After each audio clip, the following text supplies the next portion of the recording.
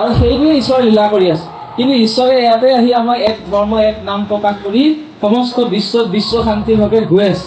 সেইকাৰণে আমি যুৱ সমাজে এইখিনিতে আমি সাজু হ'বলৈ হ'ল।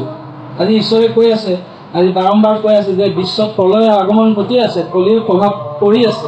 কিন্তু কলিৰ প্ৰভাৱত ভকতক মই একো হ'ব নিদিওঁ বুলি প্ৰভুৱে আমাৰ আশীষ বচনত প্ৰভুৱে সময়ে সময়ে কৈ থাকে। কিয়? ঈশ্বৰ নিজে আছে ভকতক কিন্তু নাম ল'বি তহঁতে, নাম ল'লেহে মই ৰক্ষা কৰিম।